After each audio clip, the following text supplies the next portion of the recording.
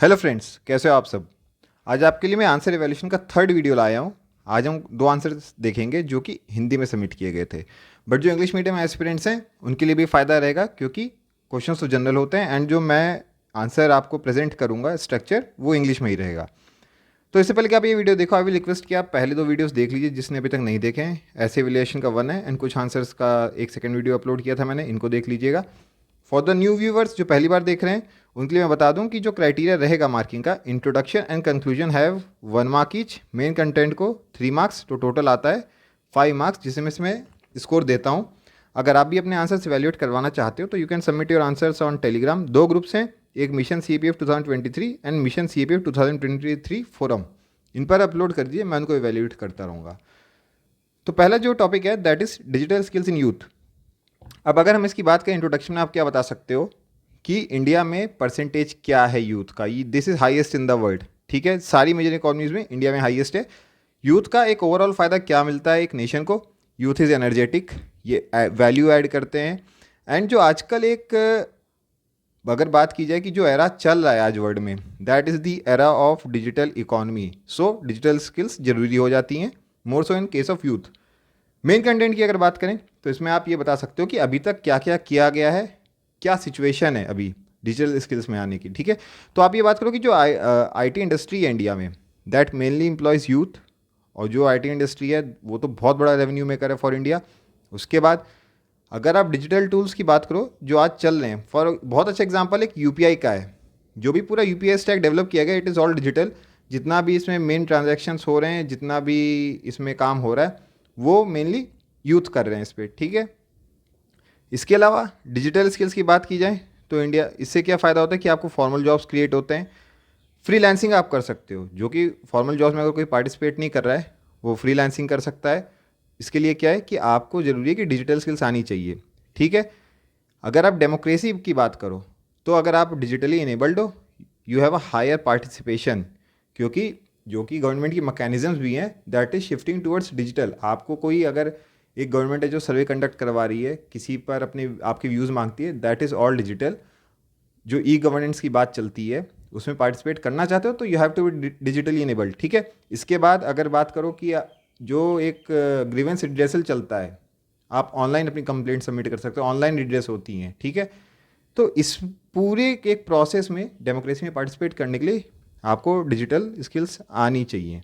And जो government schemes के आजकल बेनिफिट मिल रहे हैं वो भी डिजिटलाइज हो गया एक तरह से, क्योंकि कोर बैंकिंग सोल्यूशन उन्होंने इंटीग्रेट कर दिया सब कुछ, आपका अकाउंट, पैन, आधार, ये सब। और जो भी बेनिफिट्स मिल रहे हैं डायरेक्ट बेनिफिट मिलता है आपको, and that is also in a way digital, ठीक है।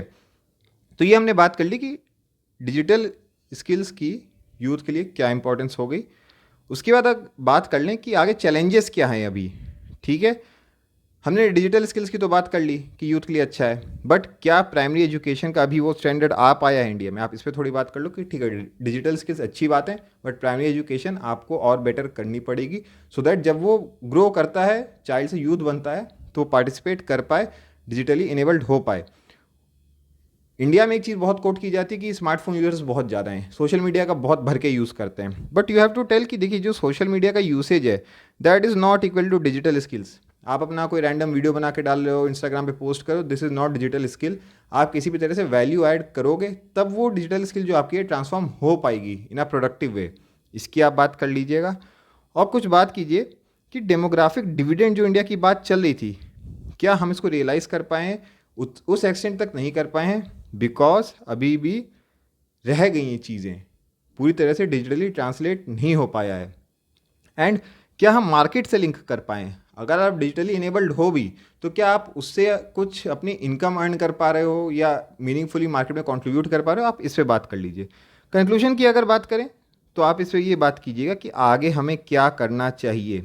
तो आप बात कर लो कि ब्रिज गैप या कोर्सेज कराए जाएं उन लोगों के लिए जो यूथ तो बन गए बट मे बी डिजिटली उनको इतना अवेयरनेस नहीं है, इतनी स्किल्ड नहीं है।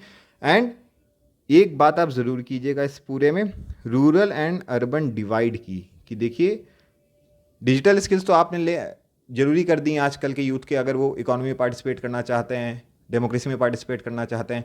बट अर्बन जो पार्ट है इंडिया का उसमें ज़्यादा है, रूरल में इतना नहीं है। So you have to integrate rural with urban. अब देख लेते हैं जो ऐसे सबमिट किया गया है, भारतीय युवाओं के लिए डिजिटल कौशल विकसित करना। आपने कोड दी है राजनाथ सिंह की, तो चलिए ठीक है, अच्छी बात है। इसमें आपने बात की है लेक्सी, फिर आप बोल रहे हो चैट जीपीटी। तो पहले तो ये क्लैरिटी रखिए, जो चैट जीपीटी है ये ओपन है, एक अलग सॉफ्टवेयर है, ठीक है। एआई चैटबॉट तो एक टेक्नोलॉजी है जिसका एक एग्जांपल चैट जीपीटी है, और लेक्सी एक इंडियन है। तो इसको थोड़ा सा क्लियर रखिएगा, जो भी इसमें फंडामेंटल्स हैं। आपने बताया कि चैटबॉट है, फिर आप बात कर रहे हो कि और देशों के मुकाबले भारत में युवाओं की संख्या सबसे अधिक है। देखिए, लेकिन आपने ये नहीं बताया कि कितने युवा हैं भारत में, ना परसेंटेज बताया है, ना आपने एब्सोल्यूट नंबर्स दिए हैं। फिर आप बता रहे हो कि भारत में युवाओं की मदद से आने वाले टाइम में सबसे बड़ी अर्थव्यवस्था बनने का दम रखता है। देखिए ये क्या, ये बहुत जनरल स्टेटमेंट है। आप बता नहीं रहे हो कि इंडिया की क्या पोजीशन है अभी, आगे क्या पोजीशन हो सकती है, आप बस कह रहे हो कि सबसे बड़ी अर्थव्यवस्था बन सकता है। तो ऐसे जनरल स्टेटमेंट्स हमको अवॉइड करने चाहिए। और आगे जब आप बात कर रहे हो इसमें, तो फिर आप बता रहे हो कि युवाओं की संख्या 70 करोड़ है। अब ये क्या है, ये रेपिटेशन हो रही है। आपने यहाँ पे भी बात की है, फिर आप यहाँ पे भी बात कर रहे हो। तो इससे बेटर क्या था कि ये जो नंबर था आपको यहाँ पे डालना चाहिए था। ओके, इसके बाद आप लिखते हो कि हमारे कर्तव्य बनता है कि अपने युवाओं को हम डिजिटली एजुकेट करें। ये क्या है, again this is a general statement. ये जो पूरा आपने लिखा था इसके पहले, ऐसे स्टेटमेंट आप अवॉइड करो। जितना स्पेसिफिक, जितना पर्टिकुलर आप लिख सकते हो उतना लिखिए, ठीक है। फिर आप सीधे चैलेंजेस की बात करने लग गए हैं, ठीक है। चैलेंजेस में आप बता रहे हो कि इंफ्रास विनिमयम जो भी, उसके बाद आप बात करते हो प्रौद्योगिकी साक्षरता, लिटरेसी की बात कर रहे हो, ठीक है। कंप्यूटर नहीं चला पाते हैं, उसके बाद रोज़गार की तलाश में चले जाते हैं। तो देखिए, आपने ये एक अच्छा पॉइंट यहाँ पे किया था, जो आपने रूरल अर्बन डिवाइड की बात कर रहे थे, लेकिन आपने उसको एलैबोरेट नहीं किया है, ठीक है। फिर आप बताने लग गए कि रुझान कम है, ऐसी चीज़ें। तो अगेन क्या है, देखिए आपने उन चीज़ों से डील नहीं किया कि हमने अभी तक क्या क्या किया है। क्या इंडिया के जो यूथ हैं वो क्या पूरी तरह से डिजिटली अनएजुकेटेड है? देखिए ऐसा नहीं है। आपने मेन चीज़ से बहुत कम बात की, एंड आप सीधे चैलेंजेस पे आ गए हो। तो ऑब्वियसली जब आप आगे का आंसर लिखोगे, आपकी मेन बॉडी में एक्चुअल कंटेंट कम हो जाएगा। फिर आप बता रहे हो कि प्रकृति का शाश्वत नियम है कि हमें स्वयं को बदलना चाहिए। ये ऐसी चीज़ें लिखने की जरूरत ही नहीं, this is completely of the topic. कोई वैल्यू ऐड नहीं कर रहे हो आप अपने आंसर में, इसके लिए तो आपको कोई मार्क भी नहीं मिलेगा। तो ये लिखने की आपको कोई ज़रूरत नहीं है, आप केवल स्पेस ऑक्यूपाई कर रहे हो। उसके बाद आप बात करते हो युवा शक्ति की, कुछ इनिशिएटिव्स की बात कर रहे हो, मेक इन इंडिया, डिजिटल कौशल, ये सब अच्छी चीज़ें हैं, अच्छी चीज़ लिखी है आपने। फिर आप बात करते हो कि भारतीय युवाओं के लिए पर्याप्त डिजिटल कौशल तक पहुंचना सुनिश्चित कार्यरत है। ये सब देखिए, again this is a very general statement. ये तो ऐसी चीज़ है कि जो कोई कैंडिडेट तैयारी नहीं भी कर रहा होगा वो भी ये सब चीज़ें बोल सकता है कि हाँ सरकार ये काम कर रही है। So you have to be specific, आपको दिखाना है कि आपको कितना पर्टिकुलर नॉलेज है उस टॉपिक पर। आगे की बात करते हैं। कंक्लूजन में आप लिख रहे हो कि 21वीं सदी में प्रौद्योगिकी अस्थिरताओं को देखते हुए अपने युवाओं को डिजिटल कौशल विकसित करें, हित में वर्तमान भविष्य के निर्माता। तो अब देखिए ये फिर क्या है, आपने एक ही चीज़ को एक आंसर में कम से कम 3-4 बार रिपीट कर दिया। This is repetition and general statement. तो इसके लिए आपको ऐसे स्कोर नहीं मिलता है। जस्ट कीप इन माइंड कि बिफोर यू राइट आंसर आप उसको फ्रेम कर लो और तभी अटेम्प्ट करो। So I will give it a 2 of 5, क्योंकि इस आंसर में गलतियाँ ज़्यादा थी। तो एक बार हम देख लेते हैं समरीज की। फर्स्ट ऑफ ऑल क्या गलतियाँ की हैं आपने? रेपिटिशन। आपने ऐसे प्लान नहीं किया है, आपके पास पॉइंट्स होंगे भी, बट आपने किया क्या कि आप एक पॉइंट को बार बार रिपीट करो। सो प्लान योर ऐसे इन एडवांस, 2 मिनट 3 मिनट लगा के आप एक बार प्लान कर लो कि मैं क्या लिखने वाला हूँ। Then you have made very general statements, ठीक है। ये क्या दिखाता है कि आपके पास अच्छे पॉइंट्स की कमी है, स्पेसिफिक नॉलेज नहीं है आपको उस टॉपिक की, या तो अगर है तो आप उसको रिकलेक्ट नहीं कर पाओ एग्जाम में लिखने के लिए। So do not make general statements. उसके बाद आपने बात ही नहीं की कि हमने क्या प्रोग्रेस की है आज तक, ठीक है।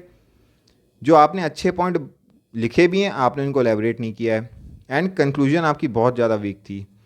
सो बेसिकली देखिए, आपको अपने दिमाग में क्या रखना है कि introduction, main body and conclusion, ये पूरी एक लार्ज बॉडी होती है। जब भी कोई पढ़ता है तो it should feel as one large body. और एग्जामिनर के दिमाग में ऐसा कोई नहीं है कि इंट्रोडक्शन के लिए आपको एक अच्छा नंबर दे देगा, फिर मेन बॉडी आपने खराब लिख दी तो चल जाएगा। पूरा आंसर आपका पढ़ के अच्छा लगना चाहिए, ठीक है। So keep this in mind in your next answer. दूसरा टॉपिक देखते हैं, एमएसएमई। इस पे एक ऐसे लिखा है।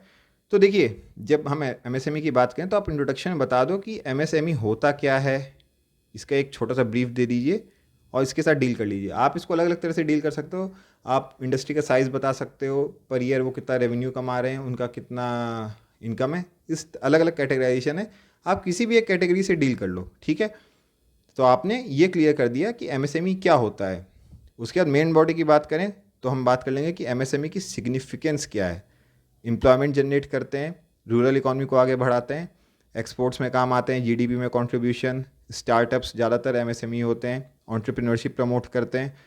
रेलेवेंट इंडस्ट्रीज़ कौन कौन सी हैं जहाँ पर एमएसएमई अपना निशान कर रहे हैं, अच्छा, ठीक है। उसके बाद फुटवेयर, क्लोथिंग, मेटलर्जी, इन सब की थोड़ी थोड़ी बात कर लीजिएगा क्योंकि इन सब सेक्टर्स में इंडिया का होल्ड है, अच्छा। उसके बाद अगर चैलेंजेस की बात करें तो फर्स्ट ऑफ ऑल आप चैलेंजेस की बात करोगे तो उसमें स्किलिंग आती है, ठीक है। क्या इंडिया के जो एमएसएमई है वो इस तरह के प्रोडक्ट्स बना पा रहे हैं कि वो effectively domestic market as well as international market में compete कर पा रहे हैं। इंटरनेशनल कंपटीशन की बात कर लीजिए कि एमएसएमई में तो हमने फुटवेयर क्लोथिंग की बात की थी पहले, बट यहाँ पे हम क्या देखते हैं कि वियतनाम ने फुटवेयर में अपना कब्जा कर लिया है और क्लोथिंग में बांग्लादेश इंडिया से आगे चल रहा है एक्सपोर्ट्स के मामले में। इवन इंडिया में भी आपको मेड इन बांग्लादेश कपड़े मिल जाते हैं। तो इन सब की बात कीजिए, ठीक है।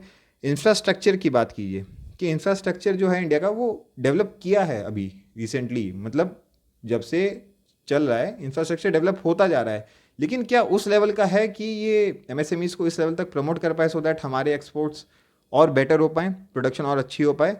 देन एसपीएस स्टैंडर्ड्स की बात कर लीजिए, ये बेसिकली क्या है, सैनिटरी एंड फाइटो सैनिटरी। इनकी वजह से क्या होता है कि जो हमारे एक्सपोर्ट्स होते हैं, प्रोडक्शन होता है, वो बाहर जब जाते हैं फॉरेन नेशंस में, उनकी वजह से बहुत सारे हमारे एक्सपोर्ट्स होते हैं जो कर्व कर दिए जाते हैं, उस क्वालिटी को मीट नहीं कर पाते हैं, ठीक है। तो हमने चैलेंजेस भी देख लिए। फिर उसके बाद हम देख लेंगे गवर्नमेंट स्कीम्स एंड इनिशिएटिव्स क्या चल रहे हैं। तो इसमें बात करेंगे उद्यमी मित्र की, क्रेडिट के क्या स्कीम्स चल रहे हैं, कौशल विकास योजना जो चल रही है, जो भी स्टार्टअप इंडिया ये सब चल रहा है, आप उसकी बात कर लीजिएगा स्कीम्स एंड इनिशिएटिव्स में। कंक्लूजन की जब बात करेंगे तो इसमें आपको बताना है कि एमएसएमई को प्रमोट करने के लिए we need to upscale, we need to upgrade and we need to upscale our workforce, ठीक है। एफटीएस का नॉलेज प्रमोट करना है, जो भी एमएसएमई चला रहे हैं उनको पता होना चाहिए कि हमारे प्रोडक्ट्स कहाँ पे कॉम्पिटिटिव रहेंगे इंटरनेशनल मार्केट में। तो चलिए देख लेते हैं कि क्या आंसर लिखा गया है। सूक्ष्म लघु और मध्यम उद्यम भारत की वृद्धि और विकास के नए इंजन, ठीक है। तो इसमें पहले आप टॉपिक को समझ लीजिए, वृद्धि और विकास के नए इंजन। तो आपको दिखाना है कि किस तरह से कंट्रीब्यूट कर रहे हैं, जो हमने पहले बात की हुई है। तो इसमें आपने इंट्रोडक्शन अच्छा लिखा है और इसमें बस क्या है कि आपने एक जनरल इंट्रोडक्शन लिखा है, आप इसको और स्पेसिफिक बना सकते थे कुछ, अगर आप इसमें डेटा डालते, आप अगर इसमें कुछ परसेंटेज वगैरह दे देते तो ये इंट्रोडक्शन और बेटर हो जाता, but this is overall a good introduction, ठीक है। आगे देख लेते हैं। आपने बताया कि ग्रामीण विकास की बात की है, ठीक है। उसके बाद आप बात कर रहे हो निर्यात में, मतलब एक्सपोर्ट्स की बात कर ली है आपने। फिर आप सकल मूल्य वर्जित वैल्यू एडेड या जीडीपी, ठीक है। उसके बाद आपने मेक इन इंडिया की बात कर ली है, तो आप अच्छे अच्छे पॉइंट्स दे रहे हो। उसके बाद आत्मनिर्भर भारत की भी आपने बात कर ली है। उसके बाद एम्प्लॉयमेंट जनरेशन और एंटरप्रेन्योरशिप की बात की है। बस यहाँ पे एक दिक्कत क्या है कि आपका जो पैराग्राफ है वो बहुत लंबा हो गया। You should have change the paragraph somewhere around here. अगर आप वहाँ पैराग्राफ चेंज करते तो स्ट्रक्चर और अच्छा हो जाता। उसके बाद आपने चैलेंजेस की बात की है, तो इसमें आप बता रहे हो कि क्रेडिट की, टेक्नोलॉजी की, और जो international competition Indonesia, Philippines, China, ठीक है। और यहाँ पे आप उनका परसेंटेज भी दे रहे हो, ठीक है। और इसमें आप एक चीज़ जो मैंने बताया, आप ये भी मेंशन कर सकते थे किन प्रोडक्ट्स में कंपटीशन हमें मिल रहा है फ्रॉम दीज इकोनॉमीज़, ठीक है। Overall this is an excellent paragraph, बहुत अच्छा लिखा है आपने। फिर आप बात करते हो कि विनिमयम, विमुद्रीकरण, डिमोनेटाइजेशन एंड कोविड की वजह से थोड़ा सा सेटबैक लगा था। गुड, अच्छा पॉइंट लिखा है आपने, ठीक है।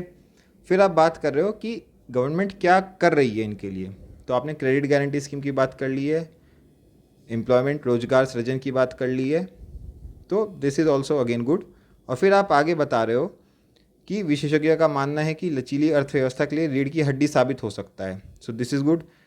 डिजिटलीकरण की बात की है, कंपटीशन की बात कर ली है, सो ओवरऑल आपने अच्छा लिखा है, ठीक है। तो this is a very good answer, I will give you a 3 of 5।